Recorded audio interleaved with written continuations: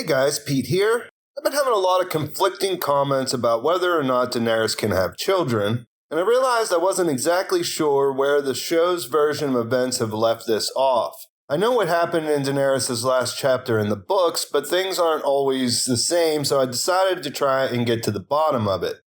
So when I don't know something, I look it up, and this was kind of interesting, and I figured I'd just make a video about it because so many people are asking about this. There is a spoiler warning here.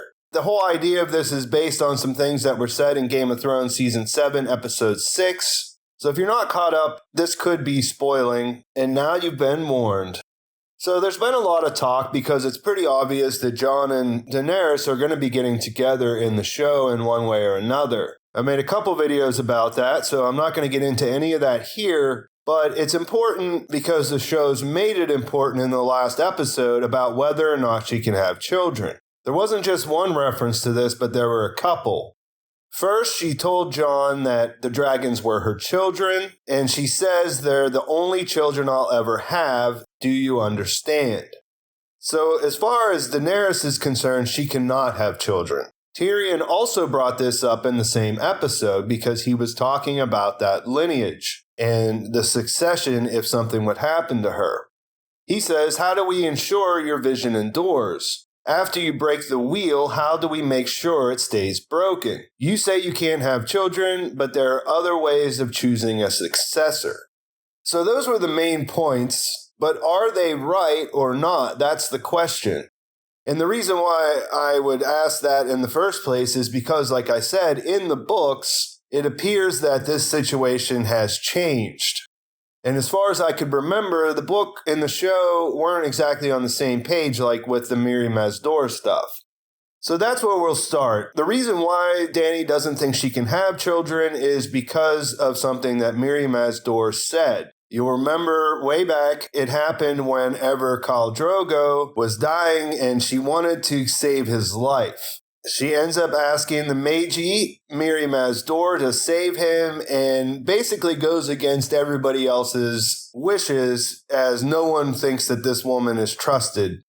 Mirri Maaz Duur warns her, though, that only death can pay for life, but it's safe to say that she tricked her because the way it was set up, Daenerys thought she was going to have to kill the horse, and that was going to be enough to turn Khal Drogo's life around. This was not the case, though, because when Daenerys leaves, she starts to get ill, she knows something's wrong. She's pregnant at the time, of course, with their unborn child, Rhaego, and she eventually passes out or collapses, and we don't see her again until she is waking up. Jorah then tells her that Rhaego died when she was giving birth. Daenerys asks to see what it was that she paid for, I should say, with her son's life, and she finds out that Drogo isn't exactly himself. He's alive, but he's basically a walking vegetable. She is upset, of course. She says this is not life, and she asks, when will he be as he was? Mirri Maaz Duur says, when the sun rises in the west and sets in the east, when the seas go dry and the mountains blow in the wind like leaves. Now, this is the part that I remembered being different. In the book, it's the same more or less, but it says at the end, when your womb quickens again and you bear a living child, then he will return and not before.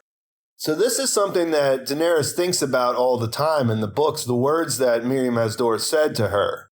Even though the show cut it out, that's still kind of like where everybody was with this. And it's come up a couple of times, and regardless of anything else, Daenerys thinks that her dragons are her children because they're the only children she'll ever have. At one point, she actually says something about this to Jorah, that they are her children, and he basically says, look, they are not actually your children. They didn't grow inside of your womb, you didn't breastfeed them when they were small, but that is the way that she sees them. There's even an interview that was in one of the DVDs, I think, or one of those behind-the-scenes kind of interviews where Emilia Clarke says this is one of Dany's driving motivations. Basically, she knows this is it, the only family she's ever going to have. So I mention it really quickly because it is in the big picture of things. In her last chapter in the book, something happens with Daenerys that's most likely a miscarriage. Now, that's as far as she's gotten her story, so we don't really know anything else about it. In there, she's still not even past the part where the fighting pit stuff happened, so we can't really compare the two, but we do know that that was a part of her story, and that while she may not be able to carry a child to term, at least she has regained the ability to conceive in the books. And there's arguments on both sides, but I kind of end up at the point of why is it there if it's not to mean something? So it wouldn't be a total shock if in the show she also regained that ability. One of the most interesting things that I read when I was looking into this, though, was that even though Mirri Maaz Duur left that part out in the show's version, Daenerys actually did say this at one point.